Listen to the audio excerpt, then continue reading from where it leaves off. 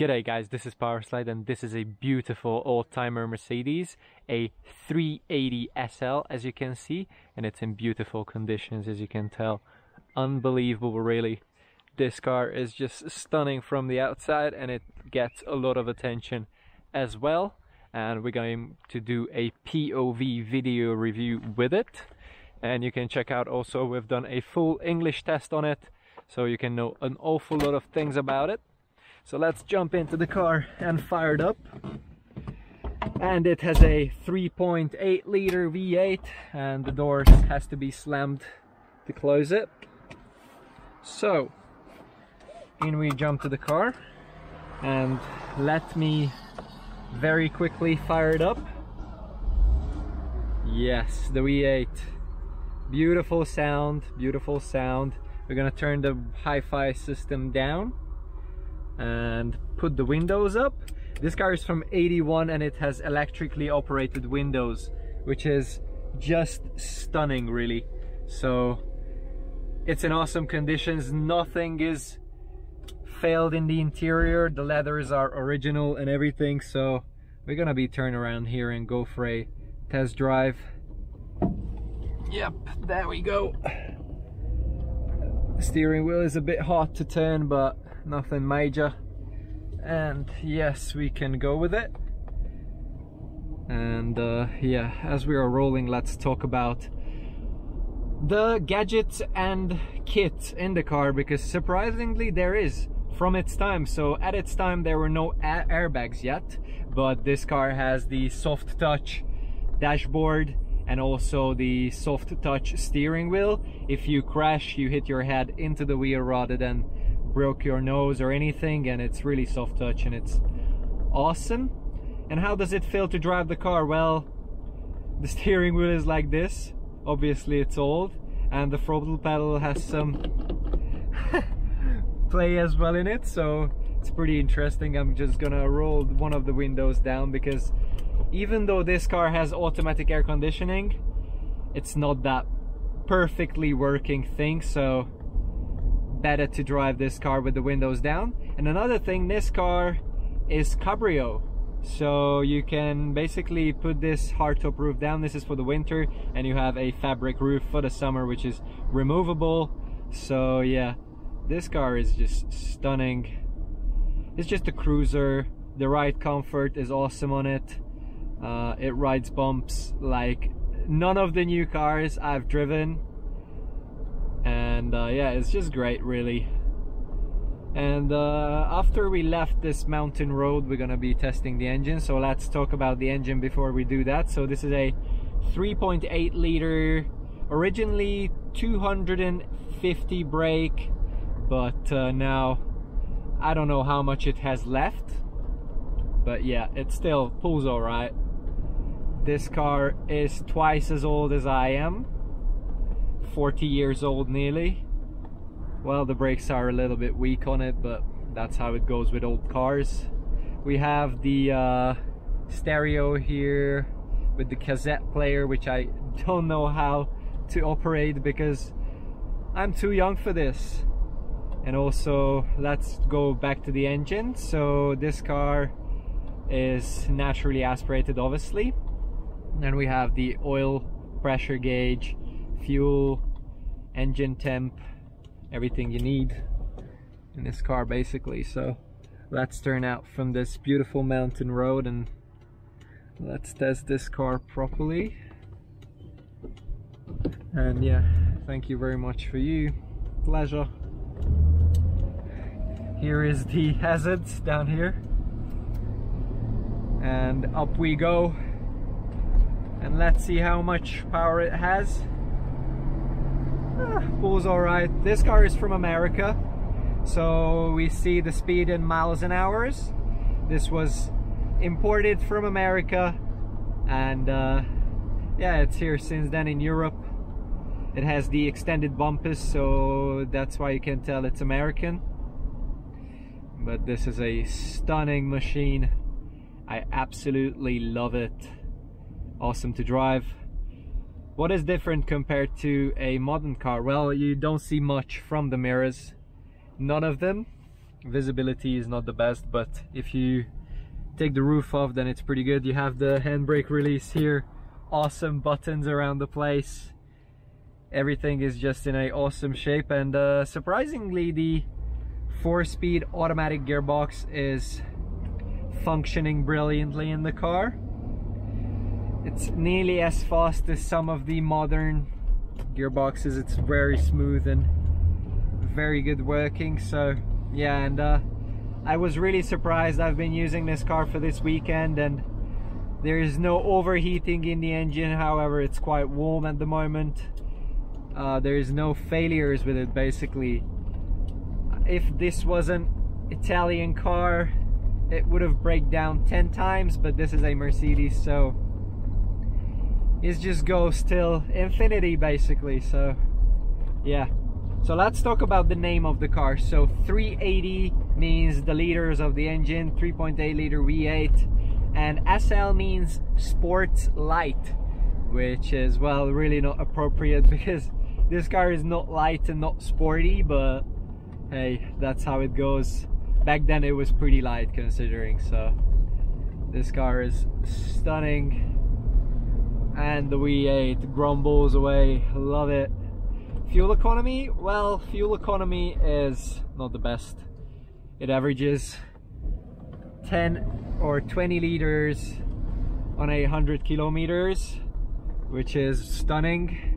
It eats a lot of fuel, and you gotta put really high octane fuel in it because otherwise you will destroy the engine, which is not handy. But yeah, this car is for the weekend, cruising along.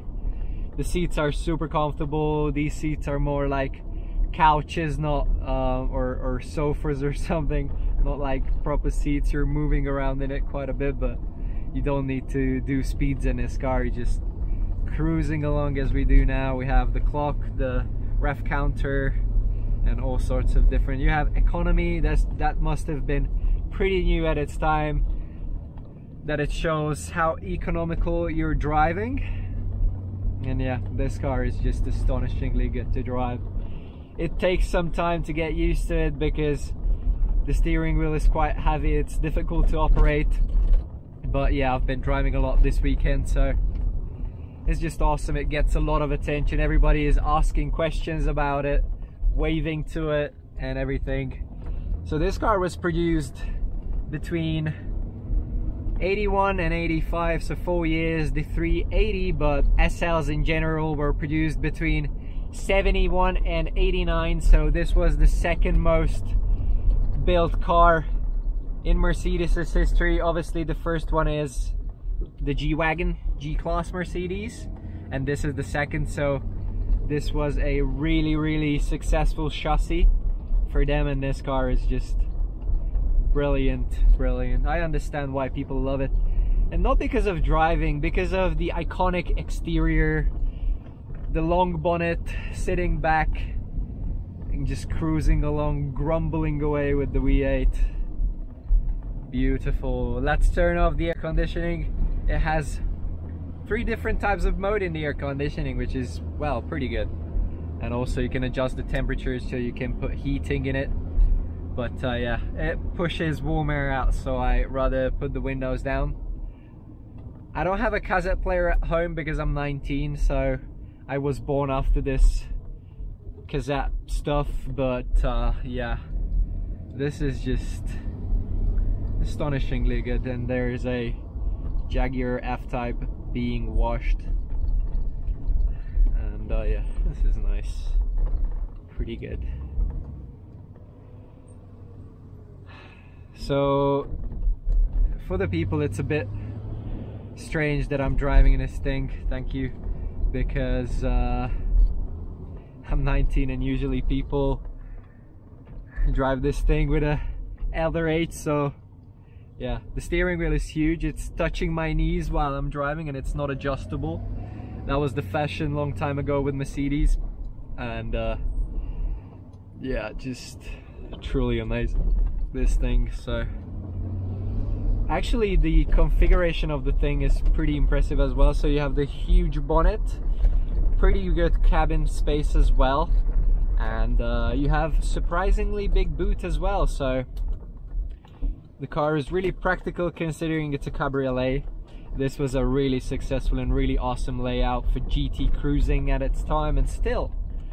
So yeah, what does it take you to buy one of these nowadays? Well, you can get one around 25 to 30. If you buy it for 20-25, you will have to spend quite a few money on repairing it and basically renovate the whole thing. But for 30 you can get one of these and just enjoy driving it. Obviously you will have to replace things. Here are some plastics had broke because of the intense usage, obviously long time usage, 40 years, but yeah, it's in a awesome shape. We'll check out the engine bay when we go back to this beautiful mountain road and stop, and I show you how great it is and how awesome this is to look at. So this is just a great car, and if you want to see a lot of exterior shots on this car, you can check out the full review on it, which is already out on the channel. But yeah, this car is just stunning really, so I absolutely love it.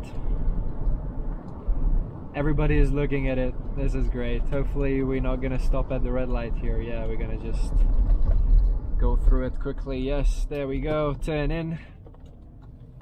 Yeah, feeling like a bus driver with this huge steering wheel, but unbelievable feeling really. So cruising down, just enjoying the ride. The brakes are pretty strange, but yeah, no problem, we can stop anytime. And yeah, here we go now, going back to this beautiful mountain road. Love to drive this thing. Can you drive this thing sporty? No, not at all. This is moving around quite a bit, and not the sportiest experience ever, but this is just awesome. We can give a bit of an acceleration to it, and the gearbox is brilliant. It shifts seamlessly, really big surprise. So awesome thing to drive. Actually, it's really close to modern day cars.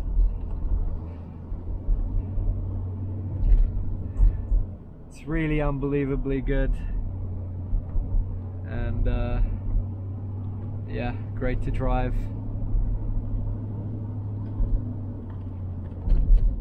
You can basically daily this thing if you have enough money for repairs, because obviously it will break at some point, but yeah, you can daily this car quite well, and yeah, just enjoy the drive a little with it. So I love it. I absolutely love it.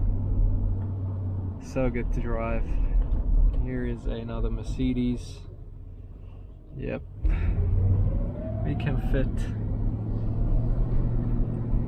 And it did a little back shift that it's accelerating upwards, and we will be stopping soon and take a look at the engine bay